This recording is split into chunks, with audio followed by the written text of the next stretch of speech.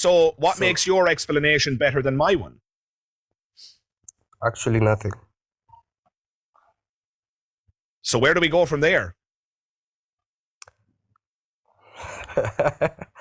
Nowhere. Take the risk of thinking for yourself.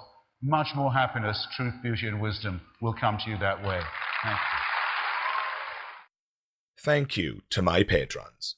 Your generosity and commitment to my work is astonishing. Please consider becoming a patron today. Simply click the link in the description below. Thank you. Hi. Hello, what's your name? You can call me Joe. Joe, how are you doing, Joe? I'm doing great. Fantastic. Are you a theist? I'm a believer aspiring to be a complete Christian. So you currently believe in a God, is that correct? Yes. Okay. And do you have an argument or some evidence that you could share with me? Well, I'd like to know what you think about the Shroud of Turin. It's not a topic I'm very well read on. I have read contradictory information about whether or not it's dated to the correct century. Some people think it is dated to the correct century, and some people say it hasn't been dated to the correct century. I've heard counterpoints about how maybe the incorrect date was caused by the fact that they dated a piece that was actually a repair, and so it was from a later time because it was a repair, and so on. I've heard lots of different things, and I'm not, as I said, I'm not very well read in it, but I could just grant you right off the bat, okay, the Shroud of Turin is real. That really is Christ's bloody imprint. And I don't see how that gets me to a God. Can you? I could try. Well, Because I basically, already believe that Jesus existed, right? Joe, I already believe that. I already believe that Jesus was a real historical person. As far as I can tell, even if I take the Shroud of Turin seriously, all it demonstrates is that Jesus existed as a historical person. People want to make a big deal about how the print got on it, and they want to make fantastical claims about that, and we can talk about that if you want to. I don't take those claims seriously. But I can just grant you right off the bat that the historical Jesus existed, not least because I already believe that, and still I'm no closer to believing in God as such. So make of that what you will, Joe. Where did you want to go with this? well, what I want to go with it is it's impossible to recreate the Shroud of Turin with the current technology of that time, and still it's a challenge to create it with the current technology of our time. Okay. So basically, if it was created by technology, then there is no possible way we can find out or figure out what kind of technology can make such a fabric. Not yet. Do you understand the difference there? I mean, just because we haven't been able to duplicate it doesn't mean that we'll never be able to duplicate it. Exactly. Now, the fact that we aren't able to duplicate it means that the people before us, could they really have been able to create it? I don't see why not. I mean, we don't know how the Egyptians built the pyramids. Right? There's mysteries that reside in history, Joe. I mean, that's not news to anybody. The Shroud of Turin might just be another example on that very big pile. The fact that there are mysteries in history shouldn't surprise anyone. The question is, how do we resolve those mysteries? How do we figure them out? I'll tell you what I wouldn't be prepared to do. Leap to some kind of supernatural explanation in order to explain that which we do not understand. That is fallacious reasoning. And I suspect that that's where we're headed here. That because we can't duplicate it or because we can't figure it out, therefore God, or something like that.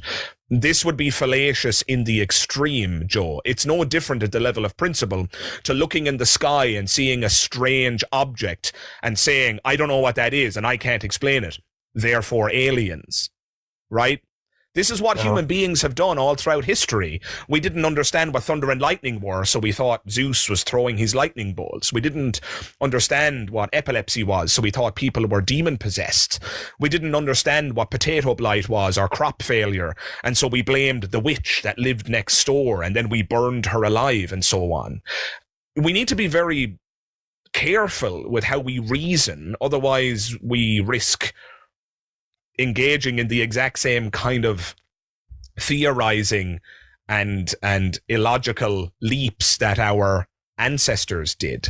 So the Shroud of Turin might very well be a mystery, Joe, but if it's a mystery, it's a mystery, and we don't get to jump to God or anything else in order to explain it without good justification. Okay. So basically, it will take just more than a claim that it was a miracle, and you'd prefer to have the full fact and evidence of how the miracle actually happened. Like, you'd feel contented with the process of knowing how the process was, the process of making the shroud will give you better clarity than just knowing that it exists. Am I getting it right? What I'm saying, Joe, is let's assume we have absolutely no idea how the shroud was produced. So what? Like, where does that get us? Am I correct in my assumption that you think the Shroud of Turin is evidence for God? I'd say the Shroud of Turin is evidence of a supernatural occurrence. And that's where we disagree. So how did you get to the supernatural? So we don't understand how it came about. Where do you go from there? What research, what experiment, what evidence or argument led you to the conclusion that the shroud was produced in a supernatural fashion? How have you gotten there? That's the bit I don't understand, because all you've presented thus far to me is that we can't duplicate it and it's quite mysterious. Fine. That doesn't get us to the supernatural. Okay. To make, let's say you want to create a photograph, right? You need light.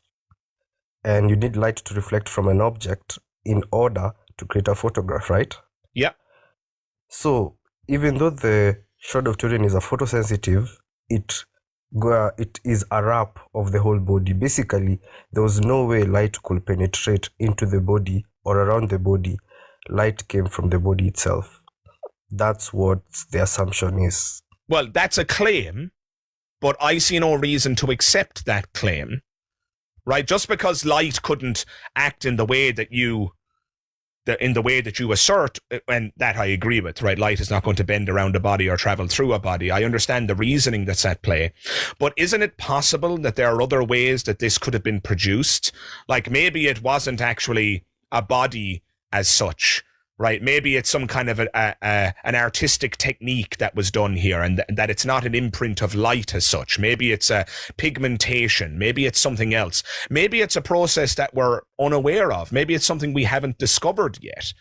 I can't just jump to light came out of a body because I don't know how an image was produced on something. Do you understand where I'm coming from, Joe? Saying that light came from a body because we don't know how it's done and because we can't duplicate it is a leap. Well, look at it this way. Not only did the light come out of the body, normally light moves in a wave, like an angle. When you use like a protractor angle, moves from it doesn't just move straight, but it spreads out naturally. Light spreads out. Not only did light come out as if it's from the body, it also came out like a laser beam. That's the assumption, because that's the only possible way to create the image. So we'd also have to explain how a technology like a laser beam could actually exist during that time. Okay. Which was basically 1,000 years ago, 2,000 years ago, when people were able to write, when people were able to communicate, and people were able to migrate and share information. So okay. If technology... Yeah, so Joe, I'll give you a counter explanation, and I promise you I'm not being facetious here. What you're engaging in here, Joe, is a kind of reasoning called abduction, which is inference to the best explanation. What you're saying is, here's a set of facts, and the best explanation of those facts, according to you, is that Jesus resurrected, and at the moment of his resurrection, his body emitted light, and the light left an imprint. And the light was so strong that it was like lasers, and we know that lasers didn't exist at this point in time. So the best possible explanation of the data is that Jesus Christ resurrected, and his body gave off a great and divine light and so forth, right? So that's one possible abductive explanation, an inference to the best explanation. I'm going to now table an alternative abductive explanation, and I'm going to tell you right now that it was actually a sophisticated alien species that caused this to happen. This alien species is mischievous, and they visited Earth, and their intention was to deceive human beings into believing in a false god. And so the aliens, using this advanced technology that we couldn't possibly understand because we're but mere humans, they orchestrated the Shroud of Turin using very powerful lasers and lights and organizing it such that it would appear as though a human being resurrected from the dead. And they've left all of the breadcrumbs, the exact same evidence that you would appeal to for the truth of Jesus. These aliens have embarked upon this mission to deceive us into believing in this Jesus. And I would submit to you that my explanation is actually theoretically more virtuous than yours, because my explanation doesn't appeal to anything supernatural. And because it doesn't appeal to anything supernatural, it's actually more likely, because aliens are just biological creatures like you or I. They just evolved elsewhere in the universe, and they evolved so long ago that they're far more advanced than we are, and so their technology is more advanced than our technology and so forth. And these aliens have seen fit to deceive us. So that's my explanation of what happened. So my question to you now would be, what makes your explanation a better explanation than my explanation? Why should we favor your abductive inference over my abductive inference? Because of the fact that there's a reference of his existence, and a reference of his death, and a reference of his clothes. Oh, yeah, but sure, the aliens left all of that to deceive us. Well, you make a valid point there. Can't disagree. So what makes your explanation better than my one? Actually, nothing. So where do we go from there? Nowhere. Well, I have a question.